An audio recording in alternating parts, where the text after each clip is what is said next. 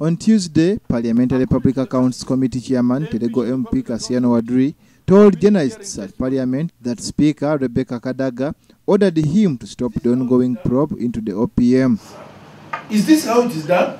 He says the Speaker wrote to him referring to a letter from the Director of Public Prosecutions, DPP, saying the committee probe is sub judice since the same witnesses are appearing or could appear in the anti-corruption court, and that could endanger ongoing investigations and prosecutions in court. Really have sleepless nights doing ABCD.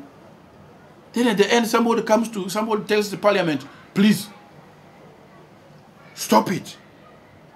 So really, it's not proper. But anyway, there it is.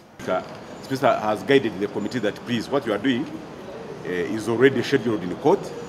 You can hold on until further notice. Instead of having a seasonal conflict, where you find the executive and the parliament are having a conflict over some issues. A number of other lawmakers also disagree with Speaker Kadaga's decision, saying parliamentary committee proceedings cannot prejudice court processes.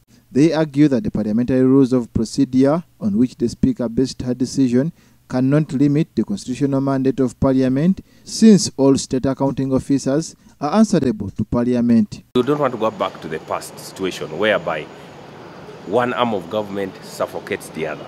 One arm of government interferes with the work of the other. But the other MPs plan to go to the trenches in opposition to the Speaker's decision to halt the parliamentary probe into the massive fraud in the Premier's office. They intend to mobilize Ugandans to speak out, saying such decisions are derailing the fight against corruption. Report of the Auditor General is part of Parliament, and the Constitution gives us power to investigate.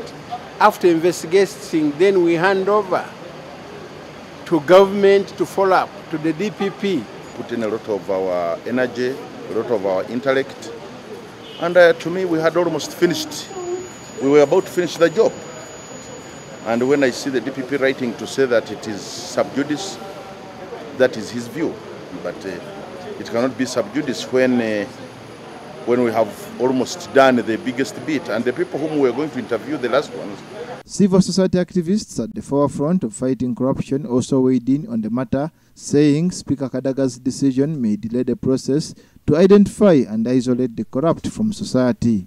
After the suspension of its sittings, it's now not clear whether the Prime Minister, Amama Mbabazi, and First Lady and Minister for Karamoja Affairs, Janet Museveni, who the committee had summoned, will be questioned over the OPM scandal. Tiaba Satumba Abubakar, Bahati Remi, NBS Television.